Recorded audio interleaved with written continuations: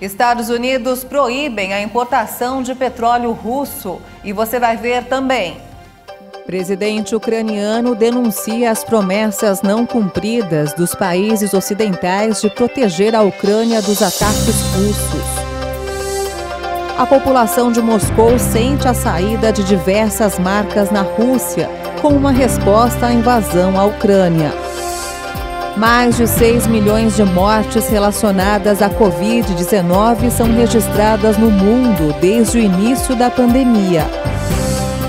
No Dia Internacional da Mulher, refugiadas da guerra recebem flores na fronteira da Ucrânia com a Polônia. E ainda, neste dia especial, o governo lança iniciativas ao público feminino. Agora, no Jornal das 18h30. Olá, boa noite. São 18h30 pelo horário de Brasília e você acompanha agora as principais notícias do Brasil e do mundo. O presidente dos Estados Unidos, Joe Biden, anunciou que ordenou um embargo às importações americanas de petróleo e gás russos, a fim de aumentar as sanções impostas a Moscou pela guerra na Ucrânia. A cotação do petróleo do tipo Brent ultrapassou os $130. Os Estados Unidos aumentaram a pressão sobre Moscou e estabeleceram um embargo às importações americanas de petróleo e gás russos. De acordo com o presidente americano Joe Biden, a decisão foi tomada em estreita coordenação de Washington com os aliados da Casa Branca contra a guerra na Ucrânia. Os Estados Unidos importam cerca de 400 mil barris diários de petróleo russo.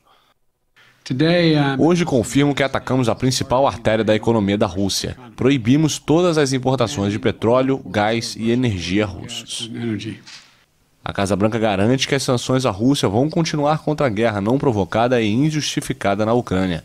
Moscou tem sido submetido a inúmeros tipos de sanções por muitos países, mas as exportações de fontes energéticas tinham sido poupadas até agora. A possibilidade do anúncio de Biden fez a cotação do petróleo do tipo Brent, referência internacional, alcançar $132,50, uma alta de mais de 7%. A Rússia é o maior exportador de petróleo e gás natural do mundo.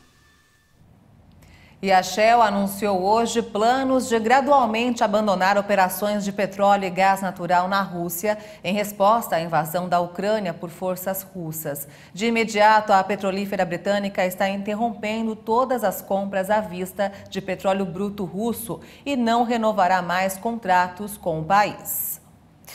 E o presidente ucraniano Volodymyr Zelensky denunciou nesta terça-feira as promessas não cumpridas dos países ocidentais de proteger a Ucrânia dos ataques russos. A guerra na Ucrânia está no 13º dia, com um grande número de mortos e mais de 2 milhões de refugiados. O presidente ucraniano Volodymyr Zelensky denunciou a falta de ação do Ocidente. Провина на окупантах, але відповідальність. A culpa é dos ocupantes, mas a responsabilidade também é daqueles que não foram capazes de tomar uma decisão em algum lugar do Ocidente por 13 dias, em algum lugar nos escritórios, obviamente uma decisão necessária para salvar nosso céu dos assassinos russos. A culpa também é daqueles que não salvaram nossas cidades dos ataques aéreos, dessas bombas, desses mísseis, mesmo com a capacidade de interromper os ataques. Zelensky ainda cobrou as promessas da comunidade internacional. 13 dias que ouvimos promessas e 13 dias que nos dizem que haverá socorro no céu, haverá aviões, eles serão entregues a nós. Desde que a invasão começou no dia 24 de fevereiro, a comunidade internacional promove uma série de sanções sem precedentes contra Moscou. Diversas marcas anunciaram nos últimos dias que estavam encerrando as atividades na Rússia como uma resposta à invasão à Ucrânia, e as medidas já afetam a população de Moscou. Confusos, muitos moscovitas descobrem a magnitude da resposta internacional à intervenção militar russa na Ucrânia, ao verem fechadas as lojas de departamentos onde costumavam comprar roupas e móveis. Zara, H&M, IKEA e muitas outras suspenderam suas vendas na Rússia de um dia para o outro e fecharam suas lojas nos muitos shoppings da capital russa. Nos últimos 40 anos, os moscovitas viveram muitos períodos de crise, escassez e hiperinflação, mas as 2 últimas décadas sob Vladimir Putin representaram para muitos um período de prosperidade e de acesso a bens de consumo. Todas as lojas, showrooms de carros estão fechando. Eu sou contra essa guerra e a favor das negociações o mais rápido possível para que acabe logo. Mas há alguns russos que acreditam que as sanções não vão impactar suas vidas. Putin repete que as sanções devem ser uma oportunidade para a Rússia aumentar sua própria produção. Talvez isso seja possível no setor agroalimentar ou têxtil, onde houve progressos nos últimos tempos, mas será mais difícil em setores como a tecnologia. Aqui no Brasil, o preço da gasolina voltou a subir na primeira semana de março. A Agência Nacional do Petróleo informou que o gás de cozinha também chegou a registrar o preço máximo de R$ 140. Um levantamento da Agência Nacional do Petróleo, Gás Natural e Biocombustíveis revelou que todos os combustíveis tiveram alta de preço na semana passada. Até a gasolina, que vinha de uma série de quedas nas últimas semanas, teve aumento. A única queda de preço foi registrada pelo etanol, de 0,3% em relação à semana anterior. A gasolina comum subiu 0,2% para a média de R$ 6,57 o litro, com o maior preço registrado de R$ 7,86 o litro.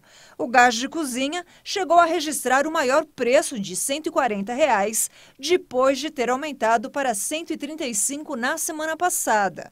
Na média do país, o preço ficou em R$ 102, 0,3% maior do que da semana anterior. O óleo diesel também subiu e teve valor médio de R$ 5,67 o litro e o preço máximo ultrapassando os R$ 7. Já o preço do etanol hidratado está R$ 4,61 em média. O maior valor encontrado foi de R$ 7,49. E vamos agora ao mercado financeiro. O dólar fechou em queda nesta terça-feira, com os mercados monitorando o noticiário da guerra na Ucrânia e em meio a temores de que eventuais medidas do governo para controlar os preços dos combustíveis possam afetar a credibilidade fiscal do Brasil. A moeda norte-americana caiu 0,49% e encerrou o dia cotada a R$ 5,053 na venda. A produção de veículos teve queda de 15,8% em fevereiro, na comparação com o mesmo mês de 2021. A informação foi divulgada pela Associação Nacional de Fabricantes de Veículos Automotores, a Anfávia. A Anfávia afirmou que a indústria segue passando pelas dificuldades que traziam problemas no ano passado e enfrentando desafios pela variante Ômicron. As vendas da categoria de automóveis e caminhões evidenciaram retração de 24% em relação a fevereiro do ano passado, com a comercialização de aproximadamente 120 mil unidades. Já a produção de automóveis e veículos leves teve recuo de 16,9% em fevereiro na comparação com o mesmo mês de 2021, com a fabricação de cerca de 153 mil unidades. A fabricação de caminhões também teve redução de 3,5% em fevereiro, com a produção de 11 mil unidades. Já as vendas tiveram alta de 2,1%, com a comercialização de quase 8 mil unidades. As exportações tiveram alta de 25,4% em fevereiro em relação ao mesmo período do ano passado, com a venda de 41 mil unidades para o exterior. No acumulado de janeiro e fevereiro em relação aos 2 primeiros meses de 2021, o resultado é de alta de 17,3%, com a exportação de 69 mil veículos. A Anfávia listou alguns riscos que o conflito armado no leste europeu traz aos mercados, como a alta no preço das matérias-primas e a escassez crescente de semicondutores produzidos pela Ucrânia e Rússia. Além disso, segundo a associação, a guerra pode inflacionar o valor dos fretes aéreos e marítimos. Com a redução nas alíquotas do Imposto sobre Produtos Industrializados, IPI, anunciada pelo governo federal em fevereiro, o setor espera uma diminuição entre 1,7% e 4,1% do preço final de algumas categorias de veículos. E você vai ver ainda nesta edição, mais de 6 milhões de mortes relacionadas à Covid-19 são registradas no mundo desde o início da pandemia. E ainda no Dia Internacional da Mulher, refugiadas da guerra recebem flores na fronteira da Ucrânia com a Polônia. Os detalhes em instantes, até já.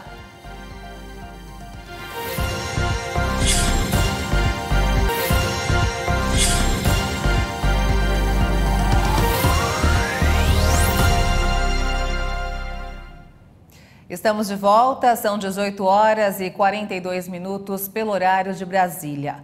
Mais de 6 milhões de mortes relacionadas à Covid-19 foram oficialmente registradas no mundo desde o início da pandemia em 2020. Os números foram contabilizados pela agência France Press com base nos balanços oficiais. No total, mais de 6.585 pessoas morreram de Covid-19 no mundo. Mas o número de vítimas fatais nunca diminuiu tão rapidamente em uma semana desde a primavera de 2020. Nos últimos 7 dias foram registrados uma média de 7.170 óbitos por dia. Na semana anterior, a média foi de 8.706 óbitos por dia, o que representa uma queda de 18%. Após o pico da onda ligada à variante Ômicron, muito mais contagiosa, esse número está em declínio contínuo desde meados de fevereiro. A África é o continente em que foi detectada a maior queda no número de mortes nos últimos 7 dias, menos 44% em relação à semana anterior. A tendência dos balanços dos 3 países mais afetados pela pandemia também registrou queda. Estados Unidos, menos 31%, Brasil, menos 36% e Índia, menos 27%.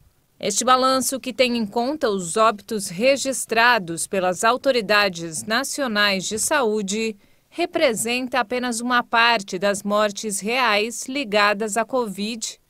A Organização Mundial da Saúde estima que, se for considerado o excesso de mortalidade direta e indiretamente relacionado à Covid-19, o balanço da pandemia pode ser 2 a 3 vezes superior ao registrado oficialmente. E vamos agora direto ao Rio de Janeiro com informações desta terça-feira do estado do Rio com o repórter Anderson Nascimento. Boa noite, Anderson. Boa noite, Maria Alice. Aproveito já para desejar a você e a todas as mulheres que estão nos acompanhando um feliz Dia da Mulher. E por este dia, a Polícia Civil realizou na manhã desta terça-feira a Operação Resguardo. No Dia Internacional da Mulher, a Polícia Civil fez uma busca por acusados de violência doméstica no estado do Rio de Janeiro.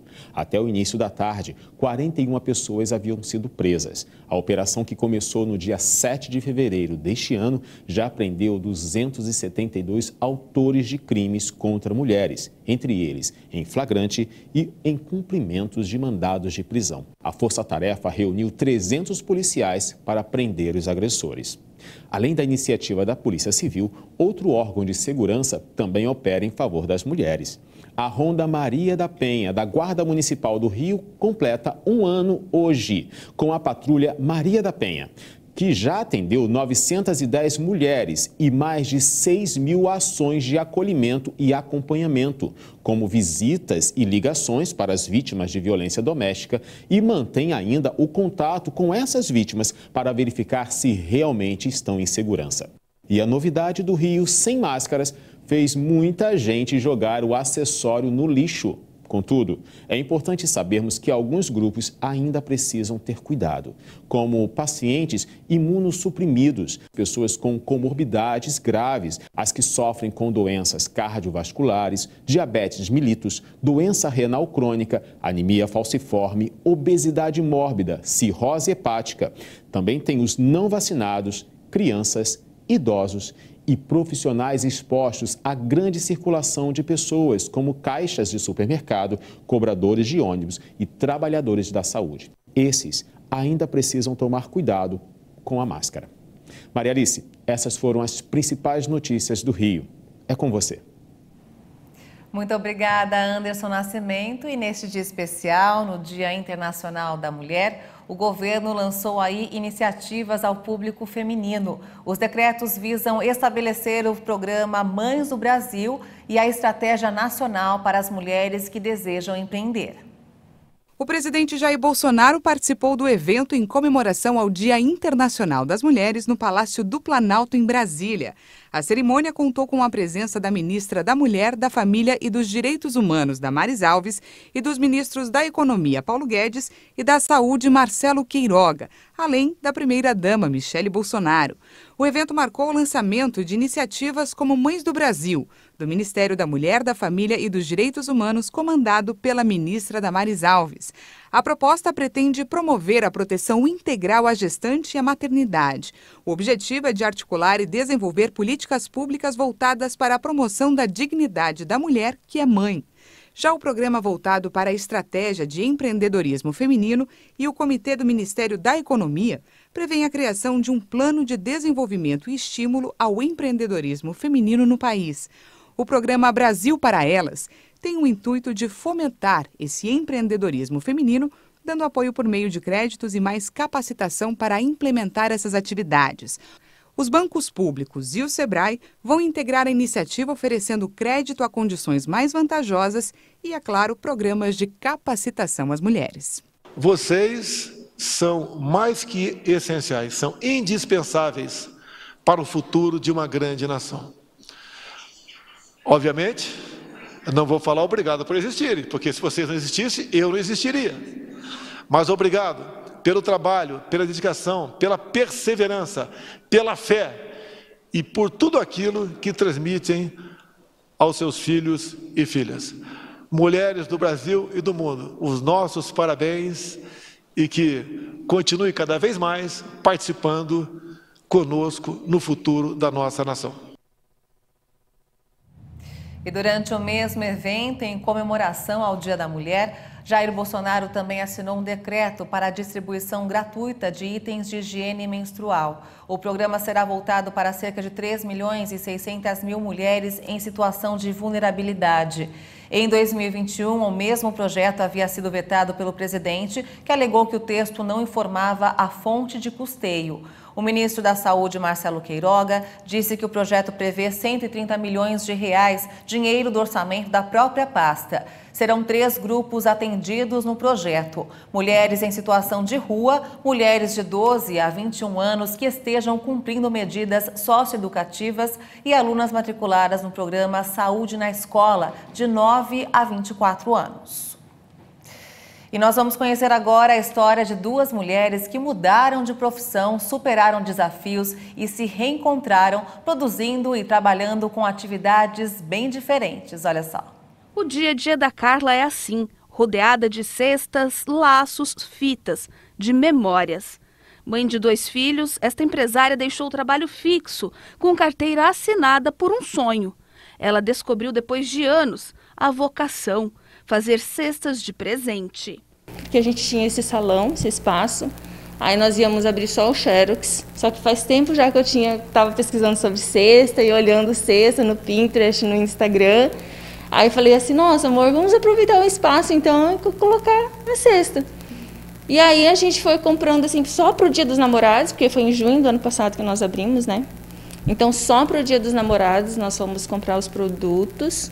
E aí nós começamos então a fazer as cestas. Detalhes que encantam, a criatividade aliada a sentimentos como amor, carinho, afeto, cores, sabores e aromas que a Carla se reinventou, criando cestas personalizadas.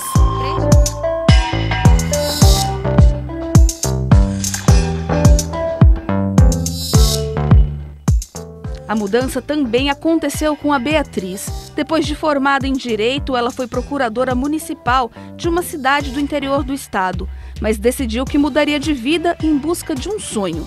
E hoje é especialista em penteados, inclusive ministra cursos. Porque eu gosto do direito, mas eu amo trabalhar com os penteados. E você trabalhar com algo que você ama é transformador. É algo que te encoraja a ser muito forte, a ser muito além. No primeiro penteado, assim, eu já me apaixonei. Foi algo que eu vi que eu podia fazer com as minhas mãos E depois, né, que eu fui treinando e eu fui me dedicando, era algo que eu era reconhecida, né, pelo meu trabalho nos penteados. E eu fui ficando conhecida e foi algo assim que me despertou sentimentos muito bons de autoestima, de tudo, porque é algo que eu sofria, né, com ansiedade, com a baixa autoestima, então me ajuda bastante.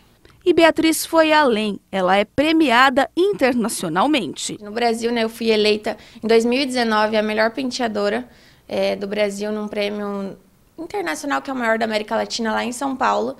E depois que eu ganhei o prêmio, muitas portas se abriram. Hoje em dia eu represento uma marca nacional, que é bem grande. Assim como a Carla e a Beatriz, existem milhares de mulheres empreendedoras, mães de família, e que fazem de tudo para que os sonhos não deixem de existir. Elas são a diferença e se destacam na sociedade.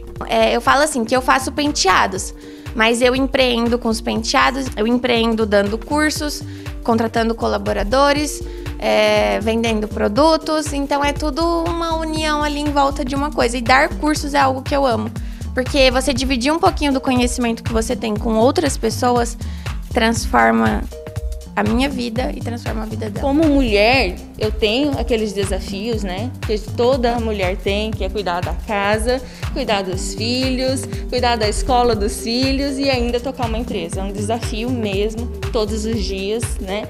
Mas eu acredito que com muita garra, com muita vontade e acreditando no seu negócio, acreditando que você pode mesmo conseguir realizar algo de extraordinário dentro da sua sociedade, dentro da sua família, é possível.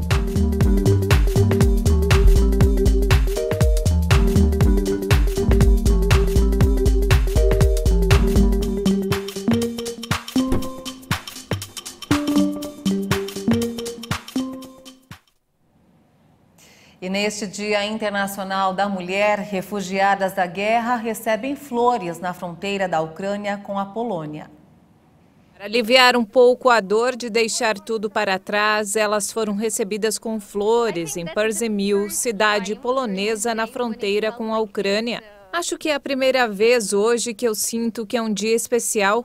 Antes era como se fosse o dia que você tinha que fazer algumas coisas para ficar segura. Então eu agradeço por você ter trazido gentileza e boas emoções.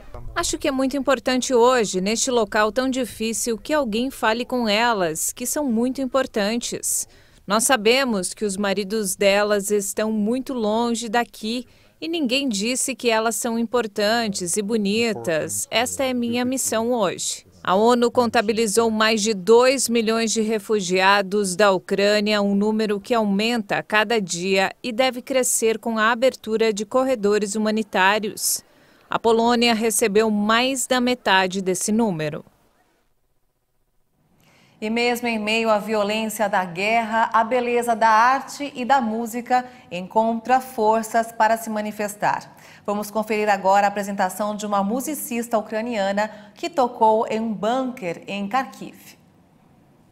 Uma violinista que vive em um abrigo antiaéreo na cidade de Kharkiv, no nordeste da Ucrânia, tocou violino em uma apresentação dedicada à sua falecida avó.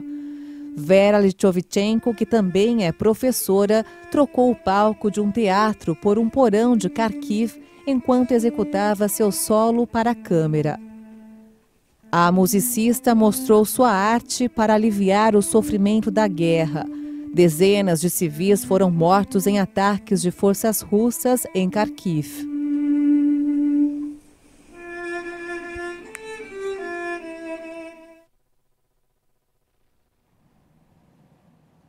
Parabéns aí a todas as mulheres neste dia especial. E o Jornal das 18h30 termina aqui. Você acompanha outras informações durante a nossa programação. E se quiser rever as reportagens desta edição, é só acompanhar o canal HIT Notícias no YouTube. Obrigada pela sua companhia, uma boa noite para você e até amanhã.